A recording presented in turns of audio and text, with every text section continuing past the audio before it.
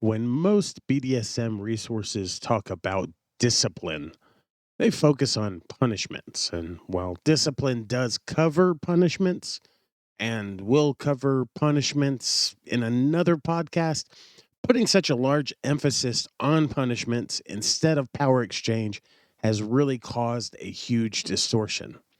Discipline isn't really a kink, it's the structure of a power exchange relationship. I'm Primal Piggy.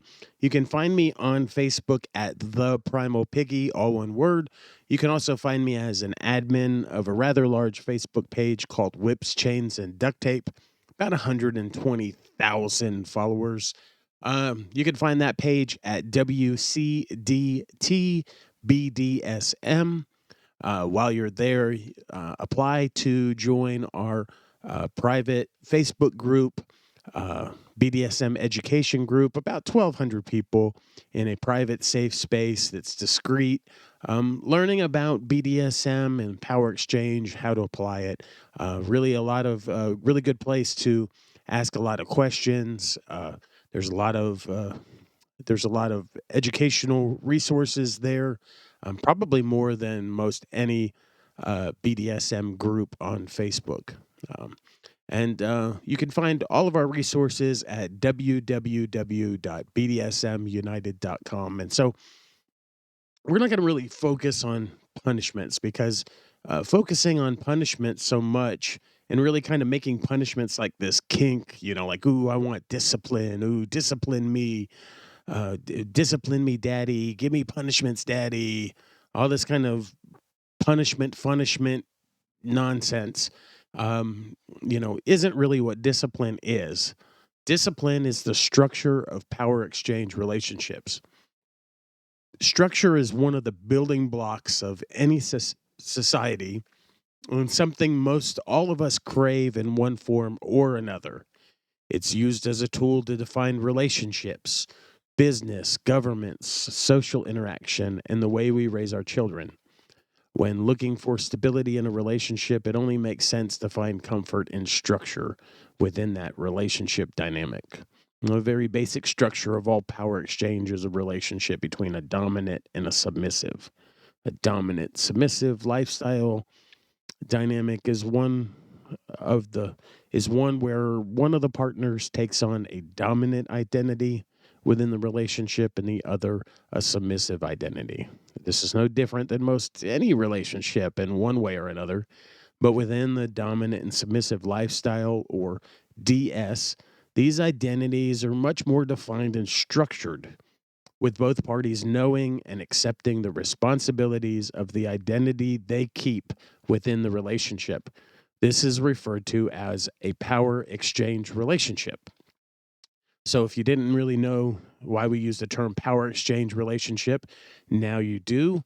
That is the power exchange is the very basic structure that we have within BDSM, and it is where um, one partner takes on the dominant identity within the relationship and the other the submissive identity. And really, consistency is key in BDSM. That's something I always say. Consistency is key to a healthy power exchange relationship. It's going to be really good for your relationship if somebody is consistently dominant and somebody is consistently submissive. If you're taking on a dominant and submissive, a dominant and then a submissive identity between the two partners. Um, a master slave lifestyle, or mistress slave, also known as MS, is similar often to the DS lifestyle, except the identities are even more structured and more defined, with the power exchange taking on a much deeper level. And while it's a deeper level, it's not better, it's just different. It's a different level. It's not better, it's not like a goal that the goal of a DS relationship isn't to become an MS relationship. For some people it may be, but that's not common. Um, it's just a different level of structure and a different level of definition. Within the MS lifestyle, the submission to the dominant is complete. And often the right to make choices is limited to choosing to be an owned slave who will obey the dominant without question, or choosing to no longer be a slave and thus ending the relationship, or changing the relationship to a different structure, that of like a dominant and submissive relationship. For many within the BDSM community, consensual slavery is a lifelong decision, reducing this choice to accepting of a collar and therefore becoming a dominance slave. This may be the last choice they'll ever make for themselves. A collar is a symbol of ownership and submission, which is typically worn around the submissive's neck. A collar is not, or is really not anything like a wedding ring, even though a wedding, it's sometimes referred to similar to a wedding ring. It is a covenant. It is a commitment that is made, although it is a symbol of ownership. And typically, a wedding ring is not a symbol of ownership. It's just a symbol of a relationship or a coming together. Uh, this structured lifestyle described above um, also has the addition of well-defined etiquette and protocols to define many aspects of both the dominant and the submissive's life.